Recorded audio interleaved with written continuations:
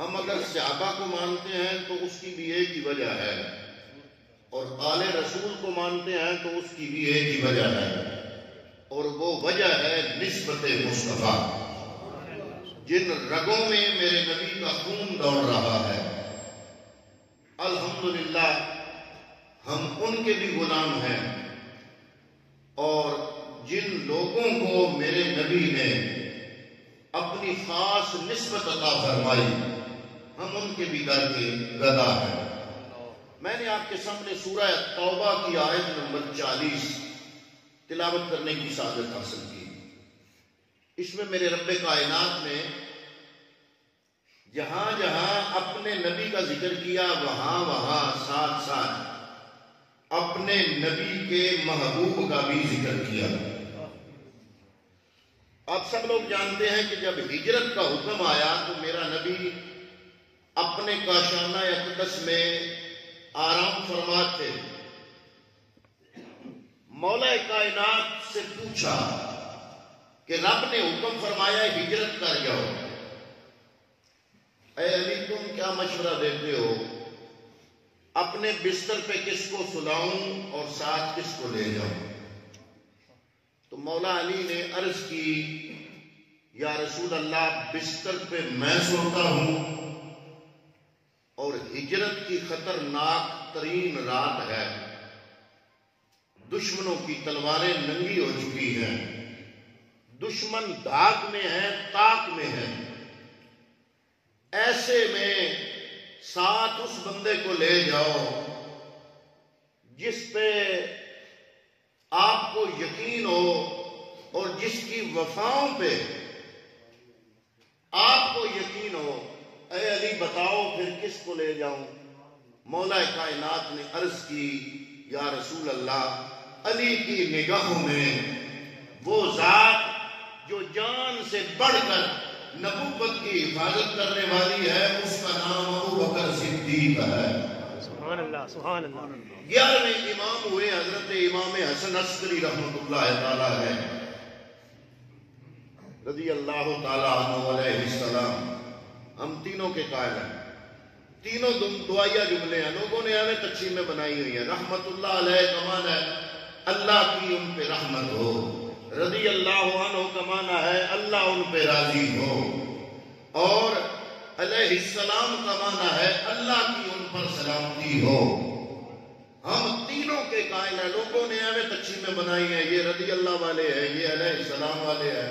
میں نے کہا جو نبی کے در والے ہیں، جو نبی کے گھر والے ہیں، ان وہ تینوں دعاؤں کے مستحق ہیں۔ رحمت اللہ علیہ کے بھی مستحق ہیں، رضی اللہ علیہ کے بھی مستحق ہیں، سلام اللہ علیہ کے بھی مستحق ہیں۔ تینوں دعائیہ جملے ہمارا۔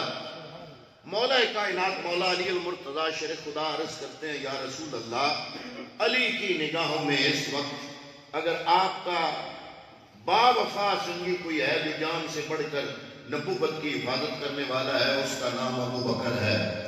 حضرت امام حسن عسکری 11ویں امام ہے، ان کی تفسیر ہے تفسیر حسن عسکری، 11ویں امام۔ انہوں نے سورہ توبہ کی اسی آیت نمبر 40 کے تحت لکھا کہ جبریل نازل ہوئے اور رب نے فرمایا، اے محبوب آج ہجرت کی رات تمہیں ساتھ لے جانے کے لیے رب حکم کرتا ہے کہ ابو بکر کو اپنا سکی بنا دو۔ اگر آج ابو بکر نے تمہاری سنگت کو نبھایا تو میں رب العالمین یہ وعدہ کرتا ہوں کہ ابو بکر کو تمہارے مزار کا بھی سکی بناؤں گا اور قیامت کے اندر جنت کے ایک مقام کا سکی بناؤں گا۔ تو یہ ہے وہ ہستی حضرت علی المرتضی شیر خدا رضی اللہ تعالیٰ عنہ سے حضرت محمد بن حنفیہ جو مولا علی کے بیٹے ہیں، مولا علی کے بیٹے ہیں حضرت محمد بن حنفیہ، آپ فرماتے ہیں میں نے علی سے پوچھا کہ اے علی المرتضی مولا کائنات، نبی کے بعد آپ کی نگاہوں میں امت میں سب سے افضل کون ہے؟ تو مولا کائنات مولا علی نے فرمایا ہوا ابو بکر و عمر، وہ ابو بکر اور عمر ہیں۔ ایک اور روایت ہے، حضرت محمد بن حنفیہ نے فرمایا کہ میں نے علی سے پوچھا آپ کی نظروں میں نبی کے بعد امت میں افضل کون؟ تو میرے ذہن میں یہ تھا کہ آپ اپنا نام لیں گے، لیکن آپ نے فرمایا ابو بکر، فرمایا ثم، عرض کی پھر، تو آپ نے فرمایا عمر۔ تو حضرت محمد بن حنفیہ فرماتے ہیں مجھے یہ خطرہ ہوا کہ اب میں نے پھر ثم کہا تو آپ عثمان غنی کا نام لیں گے، تو اس لیے میں نے ثم کہنے کی بجائے میں نے کہا اس کے بعد آپ، فرمایا نہیں، علی تو ایک عام مومن ہے، لیکن یہ تو علی المرتضیٰ کا عجز و انکسار تھا۔ علی المرتضیٰ شیر خدا کا یہ مشہور قول ہے، آپ نے فرمایا جس نے مجھ کو ابو بکر اور عمر سے افضل کہا میں اس کو کوڑے ماروں گا۔ یہ مولا کائنات مولا علی المرتضیٰ شیر خدا رضی اللہ تعالیٰ عنہ کا فرمان ہے۔ تو حضرات محترم ہم کس کا تذکرہ لیے بیٹھے ہیں؟ یہ وہ ہستی ہے جس کو میرے نبی جب نبوت لے کر آئے نا تو اس دھرتی پر میرے نبی کا پہلا امتی بننے کا جس کو شرف نصیب ہوا اس کا نام ابو بکر ہے۔ پہلا کلمہ گو ابو بکر، پہلا امتی ابو بکر، پہلا مسلمان ابو بکر، پہلا مومن ابو بکر۔ ارے کون ابو بکر؟ وہ ابو بکر جو کہ جب حضور نے نبوت کا اعلان کیا تو ملک شام میں تجارت کے لیے گئے تھے، رات کو خواب آیا اور دیکھا، آپ فرماتے ہیں خود اپنا خواب سناتے ہیں کہ میں نے دیکھا آسمان سے ایک نور کا مینارہ آیا، اس کے ٹکڑے ٹکڑے ہوئے، لوگوں کے گھروں میں گیا، ایک ایک ٹکڑا ایک ایک گھر میں گیا، وہ نور کا مینارہ وہ تقسیم ہوا، ایک ایک ٹکڑا ایک ایک گھر میں گیا۔ ابو بکر فرماتے ہیں کہ پھر میں نے دیکھا کہ تمام گھروں سے وہ ایک ایک ٹکڑا اکٹھا ہوا، پھر وہ پورے کا پورا مینار نور کا بنا، اور وہ سارا مینار نور کا مینار میں ابو بکر کے گھر میں آ گیا، اور میں نے اپنا دروازہ بند کر کے اس نور سے میں مستفید ہونے لگ گیا۔ پھر مجھے جاگ آ گئی۔ آپ فرماتے ہیں میں ایک راہب کے پاس گیا، سفر میں تھا، تجارت کے لیے گیا ہوا تھا، تو میں نے اس سے خواب بتایا تو اس نے کہا کہ یہ ایویں خیال ہے، میلے کی خرابی ہے۔ آپ فرماتے ہیں ہمارا قافلہ تجارت کا چل رہا تھا، چلتے چلتے ایسے مقام پہ آیا، تمام حضرات سے گزارش ہے کہ تھوڑا اٹھ کے ذرا آگے آ رہے ہیں، اوپر سے جو لوگ آ رہے ہیں ان کے لیے پریشانی نہ ہو، آپ کی گردنیں پھلانگ کے ان کو آگے آنا پڑے گا، آپ کو بھی تکلیف ہوگی، تو اگر آپ پیچھے رستہ خالی کر دیں گے، جگہ خالی کر دیں گے تو ان کے لیے بھی آسانی، آپ کے لیے بھی آسانی۔ یہ آگے جگہ مزید ہے، آگے بے شک اٹھ کے آگے آ جائیں۔ جزاک اللہ، اللہ تعالیٰ آپ کو جزائے خیر عطا فرمائے۔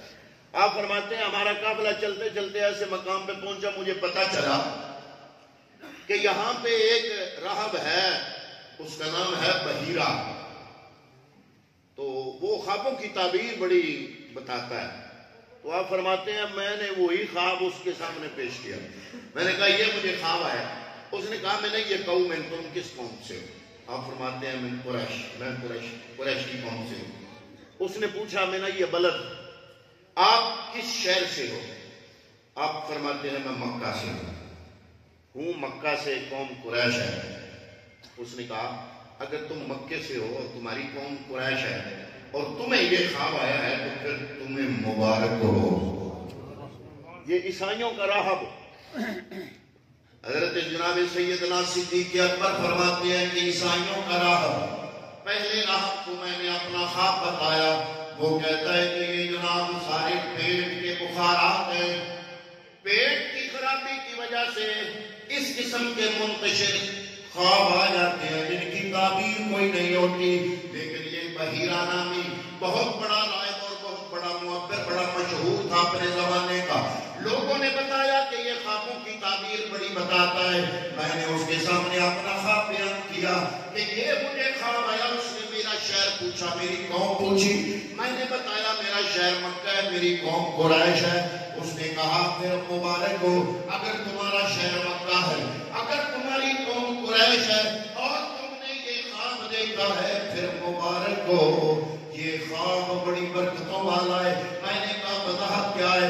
اس نے کہا ان قریب نبی آخر الزمان کا ظہور ہونے والا ہے، وہ ہوگا مکے میں، اور تم کنتا وزیرہ فی حیاتہ وخلیفتہ بعد وفاتہ۔ تیرے ساتھ کی تعبیر یہ ہے کہ تو زندگی میں اس پیغمبر کا وزیر بنے گا اور اس پیغمبر کے وصال کے بعد اس کا خلیفہ بنے گا۔ ہے زمانہ معترف صدیق تیری شان کا، صدق کا ایمان کا، اسلام کا ایمان کا۔ حضرت جبیر بن مطعم رضی اللہ تعالیٰ عنہ میرے نبی کے صحابی ہیں، لیکن اس وقت ابھی آپ نے کلمہ نہیں پڑھا، ابتدائی اسلام ہے، ابھی میرے نبی نے صرف نبوت کا اعلان کیا، 2-4 بندے ہی مسلمان ہوئے۔ حضرت جبیر بن مطعم فرماتے ہیں آپ تجارت کے لیے ملک دمشق کی طرف گئے، ملک شام گئے، دمشق شہر میں گئے، تو شہر کے لوگوں کو جب پتہ چلا کہ مکے سے کوئی تاجر آ رہا ہے، وہ دمشق کے لوگ باہر نکل کے کھڑے ہوئے، انہوں نے ان کا استقبال کیا، انہوں نے پوچھا کہ ہمارے جناب عیسائی اور ہمارے راہب اور ہمارے پادری یہ بتاتے ہیں یہ جو وقت اب چل رہا ہے علم نجوم کی روشنی میں، اس وقت نبی آخر الزمان کا ظہور ہونے والا ہے اور وہ عرب میں ان کا ظہور ہوگا، تم مکہ سے آئے ہو، کیا نبی آخر الزمان کا ظہور ہوا یا نہیں؟ حضرت جبیر بن مطعم اس وقت آپ نے کلمہ نہیں پڑھا تھا، مسلمان نہیں ہوئے تھے، آپ سمجھ گئے، آپ فرماتے ہیں میں سمجھ تو گیا لیکن میں نے جان بوجھ کے بتایا نہیں ان کو، میں نے کہا پتہ نہیں تم کس کی بات کر رہے ہو، میں نہیں جانتا۔ کچھ لوگ مجھے لے کے آئے، انہوں نے کہا اس نشانی کا کوئی بندہ ہے جس نے تمہارے علاقے میں نبوت کا اعلان کیا۔ آپ فرماتے ہیں مجھے نہیں پتہ چل رہا، وہ آپ فرماتے ہیں مجھے لے کے ایک کمرے میں گئے، اس کمرے میں مختلف تصویریں لگی ہوئی تھی، انہوں نے کہا کہ ہماری سابقہ آسمانی کتب میں کچھ لوگوں کی جو نقش و نگار ان کتابوں میں آئے ہیں، ہمارے جو مصور ہیں انہوں نے انہی نقش و نگار کے مطابق ان دیواروں پر تصویریں بنائی ہیں۔ ہم تم سے سوال کرتے ہیں یہ کمرہ دیکھو، اس کی تصویریں دیکھو، کیا کوئی ایسا بندہ ہے کہ اس تصویروں میں سے کوئی ایسا بندہ تمہیں نظر آیا ہو کہ جس نے تمہارے علاقے عرب میں نبوت کا اعلان کیا ہو؟ آپ فرماتے ہیں میں نے غور سے دیکھا، مجھے کوئی ایسی شناسا صورت نظر نہیں آئی، وہ مجھے دوسرے کمرے میں لے گئے۔ جب میں دوسرے کمرے میں گیا، حضرت جبیر بن مطعم فرماتے ہیں اندر داخل ہوتے ہی ایک تصویر پہ میری نظریں ٹک گئی، انہوں نے کہا اس کمرے میں جو تصویریں ہیں ان میں دیکھو، لیکن حضرت جبیر بن مطعم فرماتے ہیں میں نے چونکہ کلمہ نہیں پڑھا ہوا تھا، میں نے سوچا میں کیوں بتاؤں، میں ان سے پوچھتا ہوں، میں نے ان سے پوچھا، ان کو کہا کہ بتاؤ تمہیں کس کے بارے میں زیادہ گمان ہے؟ انہوں نے ایک تصویر پہ انگلی رکھی اور وہ تصویر آمنہ کے لال کی تھی، میں تصویر دیکھ کے اپنے نبی کو پہچان گیا تھا، محمد بن عبداللہ کو پہچان گیا تھا، لیکن میں نے چونکہ ابھی اس وقت کلمہ نہیں پڑھا تھا، میں نے ان سے پوچھا تمہارے گمان میں کون سا بندہ ہوگا؟ انہوں نے انگلی رکھی، انہوں نے کہا ہماری کتاب جو نقشہ جو تصویر جو نقش نگار بتاتی ہے، ہماری کتاب ہمارے مصور نے اس کے مطابق یہ تصویر بنائی ہے کہ یہ نبی آخر الزمان ہوں گے۔ میں نے ان کو کہا ہاں ان کا نام محمد بن عبداللہ ہے، انہوں نے مکے میں اپنے اسلام کا اعلان کیا ہے۔ سبحان اللہ، ماشاء اللہ۔ فرماتے ہیں پھر میں نے غور سے دیکھا، اس تصویر کے پاؤں پہ ہاتھ رکھ کے ایک بندہ جھکا ہوا تھا اور اس کے ہاتھ اس تصویر کے پاؤں پر تھے۔ انہوں نے کہا اس کو جانتے ہو؟ میں نے کہا ہاں یہ وہ ہے جس نے میرے نبی کا سب سے پہلے کلمہ پڑھا، اس کا نام ابو بکر ہے۔ رکھا تھا عبد الکعبہ، عبد الکعبہ۔ جب کلمہ پڑھا تو نام بدلا، تو نام میرے نبی نے رکھا عبداللہ۔ ابو بکر کا اصل نام عبداللہ ہے، لیکن جب گلشن انسانیت میں اسلام کی بہار آئی اور اس بہار میں جو سب سے پہلا پھول کھلا وہ چونکہ حضرت صدیق اکبر تھے۔ ابو بکر، بکر کا معنی ہوتا ہے آغاز، بکر کا معنی ابتدا، بکر کا معنی صبح کا وقت۔ ابو بکر کہتے ہیں آغازوں کا آغاز، شروعات کی شروع، آغازوں کا آغاز، شروعات کی شروع۔ چونکہ جب گلشن انسانیت میں اسلام کی بہار آئی، اس بہار میں جو پہلا پھول کھلا وہ صدیق اکبر تھا۔ اس لیے میرے نبی نے لقب دیا انت ابو بکر، اے صدیق اکبر تم ابو بکر ہو، یعنی آغازوں کا بھی آغاز ہو۔ جب میرا نبی معراج کر کے واپس آنے لگے، عرض کیا ہے میرے مالکہ میں واپس مکے میں جا کر ان لوگوں کے سامنے معراج کا واقعہ بیان کروں گا جو لوگ تیرا اللہ ہونا نہیں مانتے۔ سب سے سچا تو ہے، سب سے سچائی تیرے نام کی ہے یا اللہ۔ جو تیرا ایک ہونا نہیں مانتے، جو تیرا ایک ہونا نہیں مانتے، ان کو یہ میں عجیب و غریب واقعہ معراج کا بتاؤں گا، وہ کیسے مانیں گے۔ اللہ رب العالمین نے فرمایا ہے میرے نبی معراج کر کے واپس جا رہے ہو، تم جا کے واقعہ بیان کرنا، کسی نے مانا یا نہ مانا، کوئی مانے یا نہ مانے، تیری تصدیق ابو بکر کرے گا، کیونکہ آسمانوں میں اس کا نام صدیق ہے۔ یصدقک ابو بکر فہو صدیق، تیری تصدیق ابو بکر کرے گا کیونکہ وہ اس کا نام صدیق ہے۔ مولا کائنات مولا علی المرتضی شیر خدا رضی اللہ تعالیٰ عنہ ہمارے امام ہیں، آپ فرماتے ہیں میں اللہ کی قسم اٹھا کے کہتا ہوں ان اللہ انزل من السماء اسم ابی بکر الصدیق۔ مولا علی المرتضی فرماتے ہیں میں اللہ کی قسم اٹھا کے کہتا ہوں اللہ رب العالمین نے ابو بکر کا نام صدیق آسمانوں سے نازل فرمایا ہے۔ سبحان اللہ، سبحان اللہ۔ پہلے نام تھا عبد الکعبہ، پھر نام بنا عبداللہ، پھر سب سے پہلے کلمہ پڑھنے کی وجہ سے نام بنا ابو بکر، سب سے پہلے میرے نبی کے معراج کے واقعے کی تصدیق کرنے کی وجہ سے نام بنا صدیق اکبر۔ پھر میرے نبی نے مدینے کے اندر فرمایا من سرہ ینظر الی ابی من النار فلینظر الی ابی بکر، وہ بندہ جو زمین پہ چلتا ہوا جنتی بندہ دیکھنا چاہتا ہے، میرے پیغمبر فرماتے ہیں وہ ابو بکر صدیق کو دیکھ لے۔ نام بنا عتیق، ہستی ایک ہے، عربی میں ایک چیز کے بہت سے نام ہوں تو اس کی عظمت پر دلالت کرتے ہیں۔ ہستی ایک ہے، پہلے ہے عبد الکعبہ، پھر ہے عبداللہ، پھر ہے ابو بکر، پھر ہے صدیق اکبر، پھر نام بنا عتیق۔ عتیق کا معنی عتیق اس کو کہتے ہیں جو جہنم کی آگ سے آزاد ہو۔ میرے نبی نے فرمایا جو جہنم کی آگ سے آزاد بندے کو دیکھنا چاہتا ہے وہ میرے یار ابو بکر کو دیکھ لے، کیونکہ نبی نے ابو بکر کو عتیق فرما دیا ہے۔ حضرات محترم حضرت جبیر ابن مطعم فرماتے ہیں جب انہوں نے مجھ سے پوچھا کہ یہ پاؤں پہ جس نے ہاتھ رکھے جھکا ہوا ہے یہ کون ہے، میں نے کہا اس کا یاد ہے صدیق اکبر۔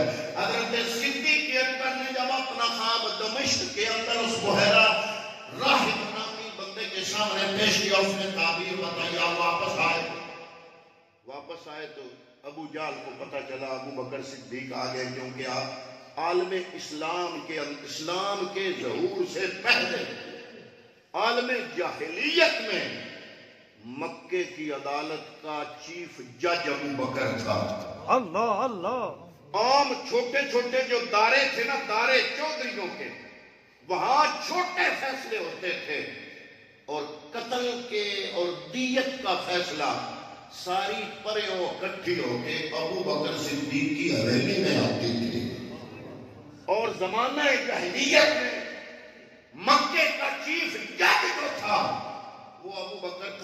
سردار تھے آپ، ادھر ابو جہل بھی سردار تھا، ابو الحکم اپنے آپ کو کہتا تھا، اور نبی نے اس کا نام ابو جہل ڈالا، اصل نام اس کا تھا عمر بن ہشام، اس کے باپ کا نام تھا ہشام۔ یہ دوڑتا ہوا گیا، اس کو پتا چلا ابو بکر آ گیا، دروازہ کھٹکھٹایا، ابو بکر صدیق باہر نکلے، یہ کہتا ہے پتا چلا تمہیں کچھ، تیرے یار نے کیا کر دیا؟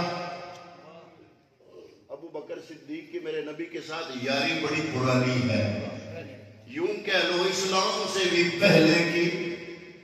ابھی ابو بکر صدیق رضی اللہ تعالیٰ عنہ کی عمر مبارک 8 سال ہے، اور میرے نبی کی عمر مبارک ظاہری عمر مبارک 10 سال ہے۔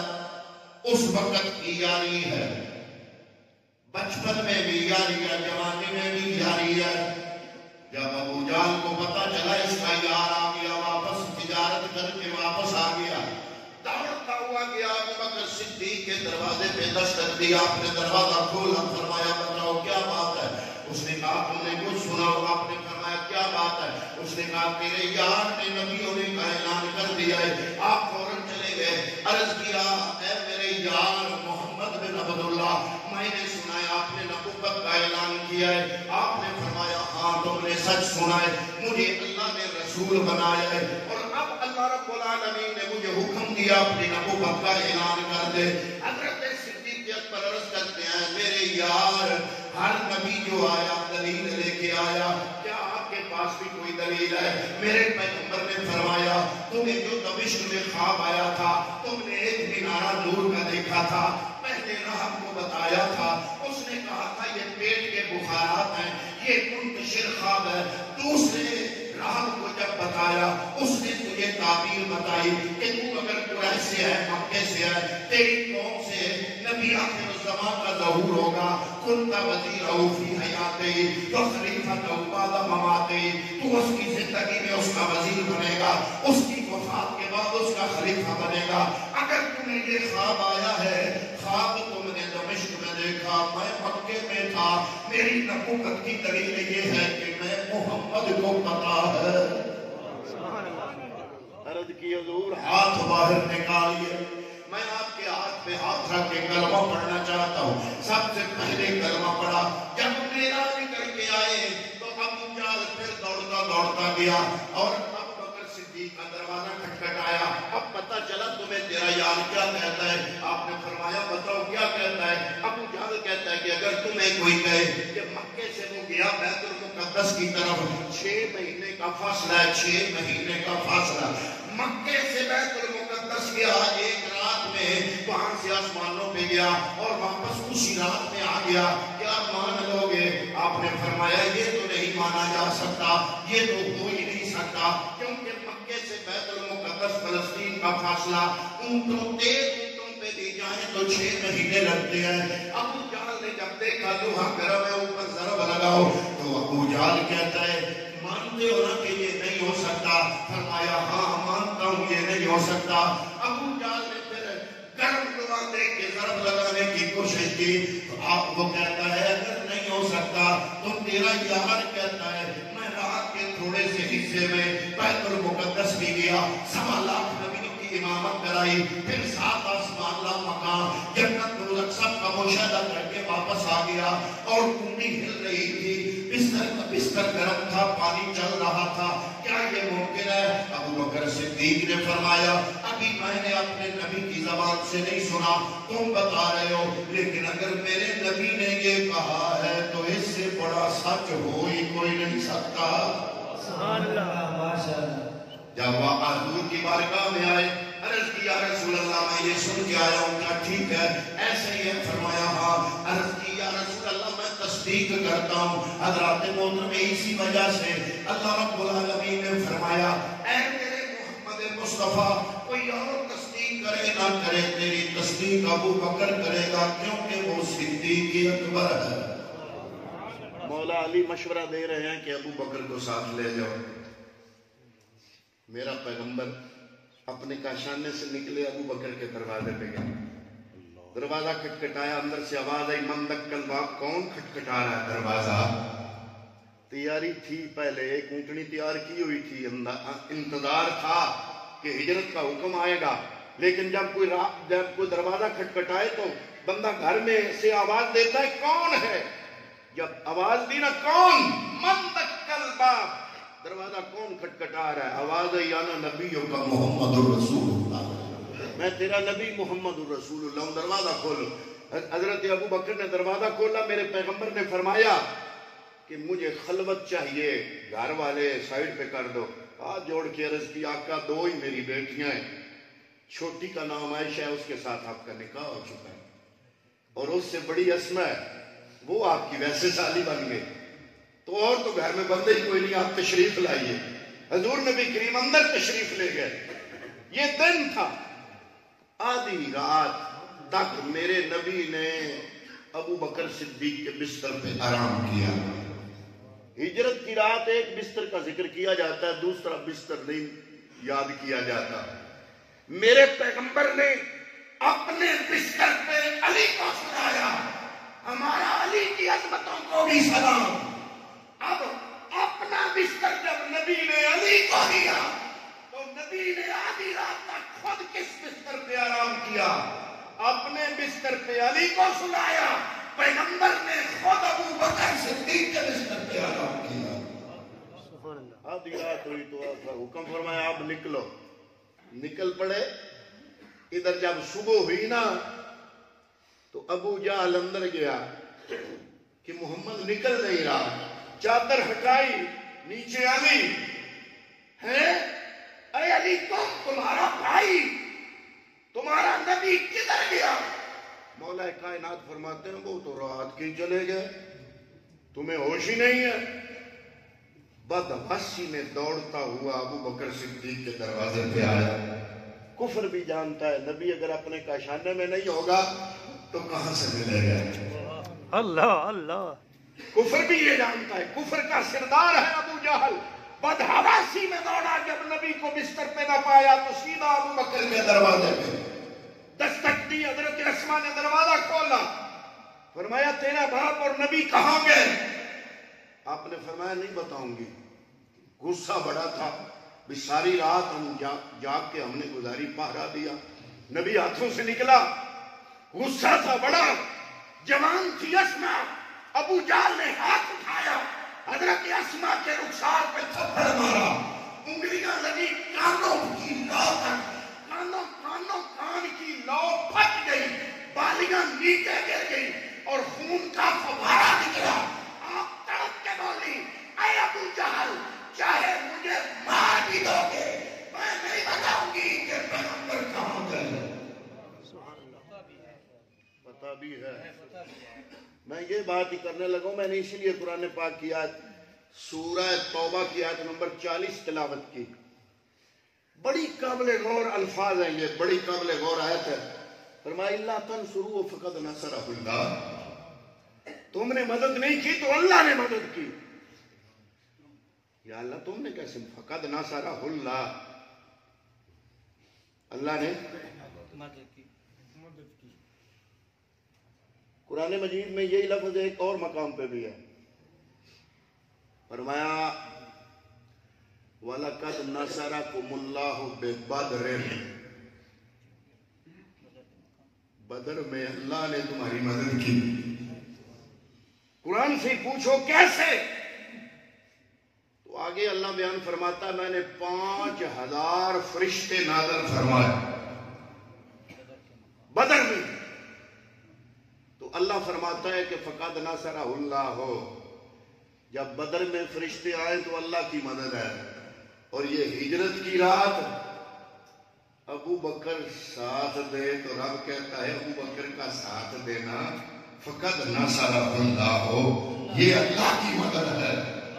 سبحان اللہ سبحان اللہ۔ ابو بکر کے گھر گئے نبی، اللہ کہہ رہا فقد نصرہ اللہ، ابو بکر نے ساتھ لیا، اللہ کہہ رہا فقد نصرہ اللہ۔ آدھی رات کو مکے سے نکلا، اللہ کہہ رہا فقد نصرہ اللہ۔ کیا اللہ استغفر اللہ، خود نیچے اتر آیا، انگلی پکڑی نبی کی، مکے سے لے کے غار تک گیا، 3 دن روٹی رنگ دیتا رہا۔ فرمایا نہیں، اللہ کی یہ شان نہیں ہے، اللہ نے بدر میں مدد کی، اپنے فرشتے بھیجے، اللہ نے ہجرت کی رات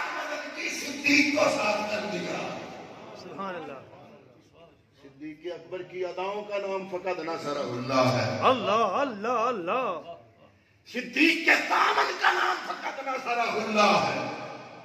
پھر جب مکے سے نکلے آنا تو ابو بکر صدیق 2 قدم آگے نبی کے چلے. پھر خیال آیا 2 پیچھے چلے. پھر دائیں ہو گئے. پھر بائیں ہو گئے.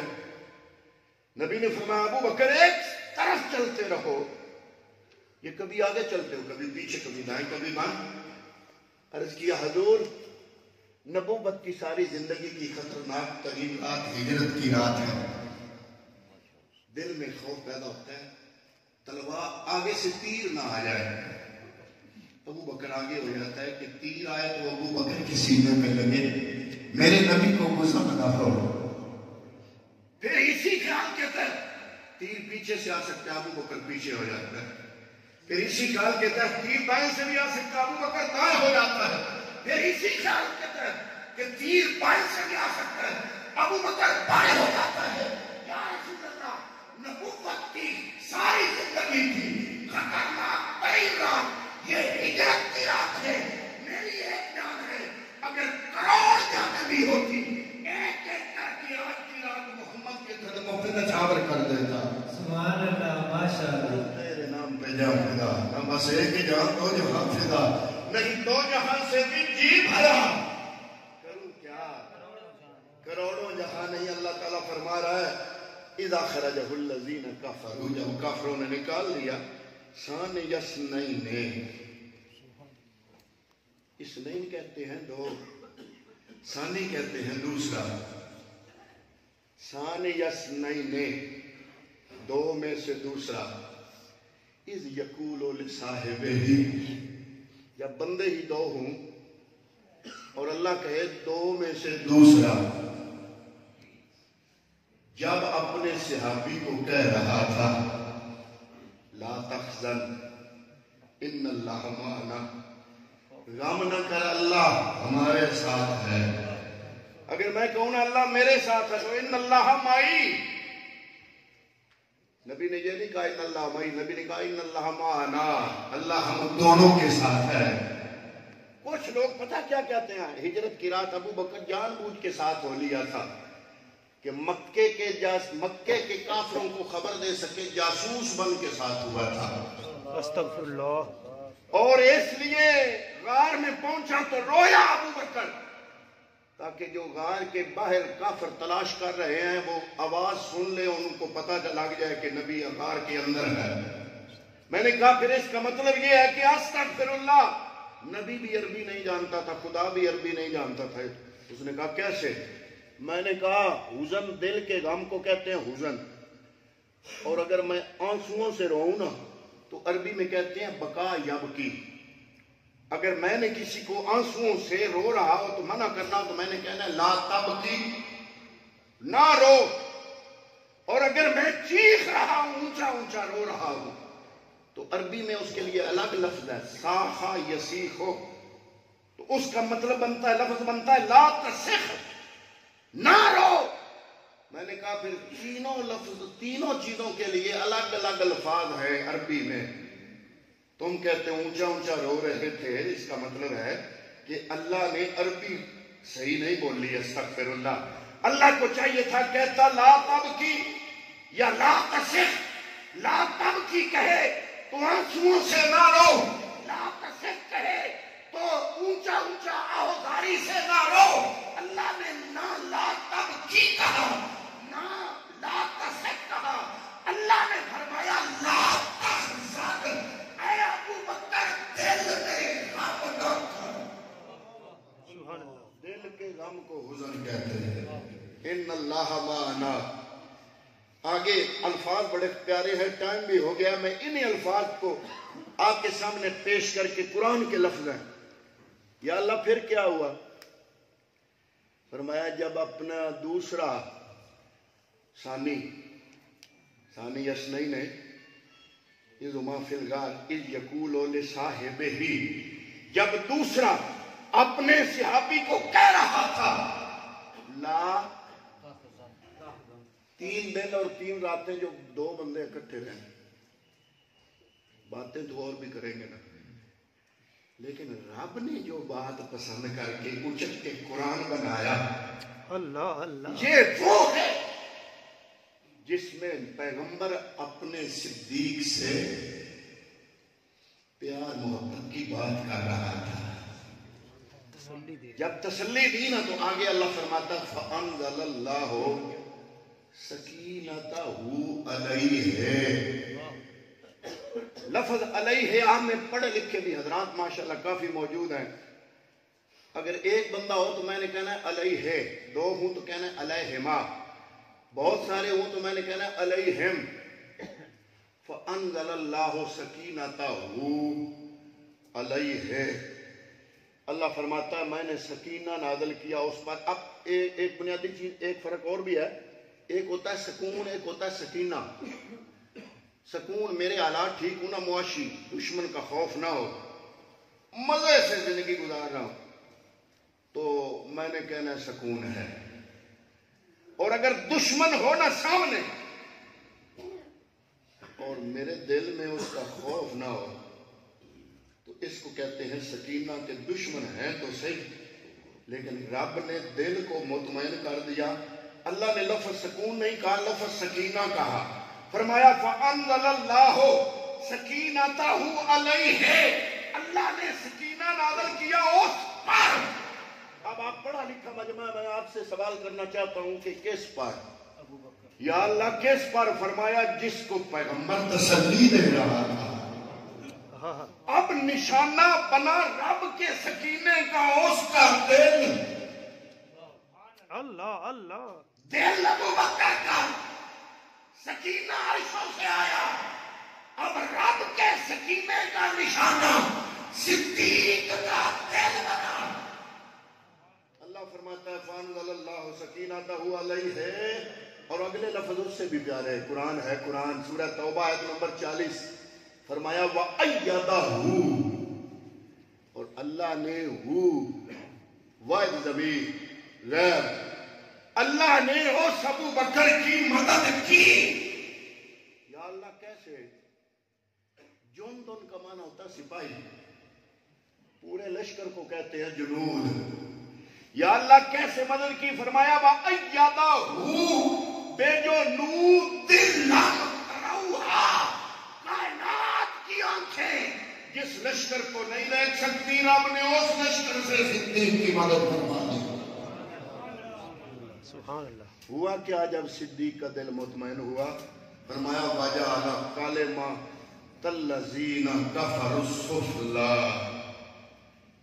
جب ابو بکر کی مدد ہوئی تو کافروں کا قول سفلا مٹی میں مل گیا، مٹی میں مل گیا. وَكَلِمَةُ اللَّهِ هِيَ الْعُلْيَا. جب ابو بکر کے دل میں سکینہ آیا تو رب العالمین کا کلمہ بلند ہو گیا.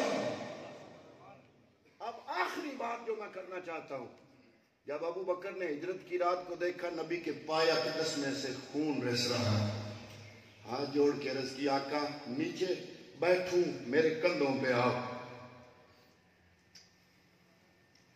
اب آپ کے بیٹے پوتے نواسے آپ کے کندھوں پہ بیٹھتے ہیں. میرے نبی کے کندھوں پہ بھی امام حسن بھی بیٹھے، امام حسین بھی، بلکہ میرے نبی کی بڑی بیٹی حضرت زینب، ان کی ایک بیٹی تھی حضرت امامہ. حضرت امامہ کو بھی حضور اپنے کندھوں پہ بٹھاتے تھے.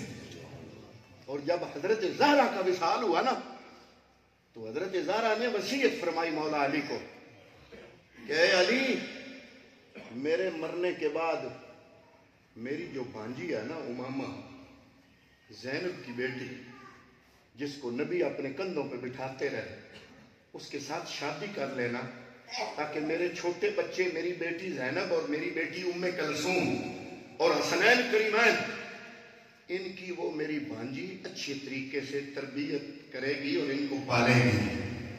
اور مولا کائنات نے حضرت زہرا کی وصیت کے مطابق میرے پیغمبر کی بڑی بیٹی حضرت زینب کی بیٹی امامہ کے ساتھ شادی بھی فرمائی. ہاں جی. اور میں عرض یہ کرنا چاہتا ہوں، بچے آپ کے کندھوں پہ آتے ہیں، لیکن حسن حسین اگر آئے تو ہم عظمتوں کے قائل ہیں کہ نبی کے کندھوں پہ حسن حسین بیٹھے. لیکن 51 سال عمر ہو، 51 ایئر، اور 53 سالہ پیغمبر کو کندھوں پہ کوئی بٹھائے تو یہ روٹین نہیں ہے. یہ روٹین تو ہے، بچے بیٹھتے رہتے ہیں، لیکن پھر بھی ہم کہتے ہیں ٹھیک ہے بچے بیٹھتے ہیں، لیکن عام بچوں کی شان اور ہے. حسن حسین کو یہ مقام ملا کہ نبوت کے کندھوں پہ بیٹھے. ان کی وجہ سے تو عظمت ملی. تو ہجرت کی رات جس کے کندھے پہ مصطفیٰ بیٹھے. اللہ اللہ. مصطفیٰ کریم سے عرض کی آقا میں بیٹھتا ہوں نیچے، میرے کندھوں پہ آئیے. فرمایا بیٹھو. وہ نبی صحابہ نے عرض کیا یا رسول اللہ یہ سونٹنی پہ آپ سوار ہو بیٹھ گئی ہے. فرمایا ہاں وہی کا بوجھ اٹھانا کوئی آسان ہے. جب میں اونٹنی پہ سوار ہوا تو وہی کا نزول ہوا تو اونٹنی بیٹھ گئی. جب ابو بکر نے عرض کی آقا میں بیٹھتا ہوں میرے کندھوں پہ آئیے. اب 40 سال ظاہری عمر کے بعد نبی نے نبوت کا اعلان کیا. 13 سال مکے رہنے کے بعد آج ہجرت کی رات ہجرت ہو رہی ہے. آج میرے نبی کی ظاہری عمر 53 سال ہے. 2 سال ابو بکر چھوٹا ہے. ابو بکر کی عمر 51 سال ہے. نبی نے یہ نہیں کہا کہ 51 سالہ بڈھا نبوت کا بوجھ نہیں اٹھا سکتا. نبی نے نہیں کہا. پیغمبر کو پتا تھا کہ جو صداقت نبوت کے دلوں میں بستی رہی، جو صداقت نبوت کے دلوں میں بستی رہی، پیغمبر نے اپنے فیض سے اس صداقت کو اتنا مضبوط کر لیا. آج وہ صداقت اس مقام پہ ہے. کائنات کے اندر نبوت کا بوجھ اگر کوئی اٹھا سکتا ہے تو یہ صداقت نہیں اٹھا سکتی ہے. فرمایا بیٹھو میں بیٹھتا ہوں. میرے نبی نے دایاں ٹانگ صدیق کے دائیں کندھے پہ، بائیں بائیں کندھے پہ. نبی کی پنڈلیاں ابو بکر کے سینے پہ، نبی کا سینہ ابو بکر کے سر پہ، اور نبی کے ہاتھ ابو بکر کی گردن پہ، کندھوں پہ. فرمایا چلو. اب میں نے جب یہ واقعہ پڑھا، ہر بندے کا اپنا ایک انداز ہے. میں نے کہا کیا شان ہے. مجھے بچپن یاد آ گیا. بچپن میں ہم سکول جاتے تھے بستے اٹھا کے، تو ہم نے محرم میں دیکھا کہ جلوس نکلتا ہے، وہ ذوالجناح جہاں پاؤں رکھتا ہے اس کے پاؤں کے نیچے آئی ہوئی مٹی لوگ اٹھا لیتے ہیں. ہم نے بچپن میں پوچھا کہ یہ مٹی کیوں اٹھاتے ہو؟ انہوں نے کہا اس گھوڑے پہ حسین کی سواری ہوئی، یہ جہاں پاؤں رکھے وہ مٹی عام نہیں، وہ خاک شفا ہے.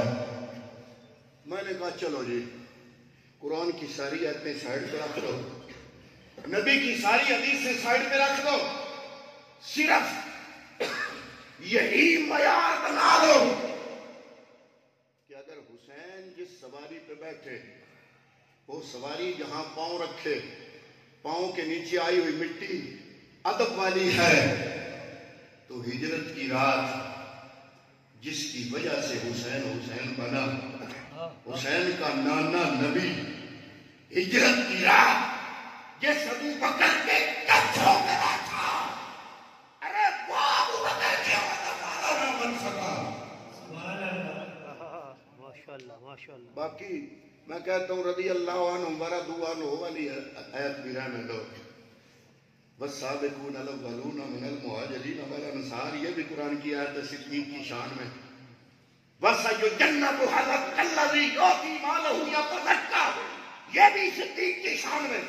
وَالَّذِي جَاءَ بِالصِّدْقِ وَصَدَّقَ بِهِ أُولَٰئِكَ هُمُ الْمُتَّقُونَ.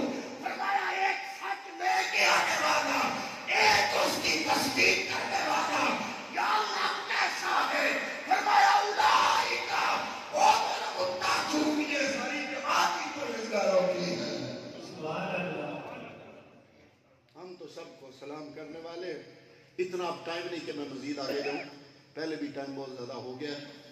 دعا ہے کہ اللہ تعالیٰ یہ الفاظ قبول فرمائے اور ان الفاظ کا صدقہ اللہ رب العالمین امتیاز احمد مدر اقبال صاحب ان کی والدہ کی بخشش فرمائے. آمین وما علیہ.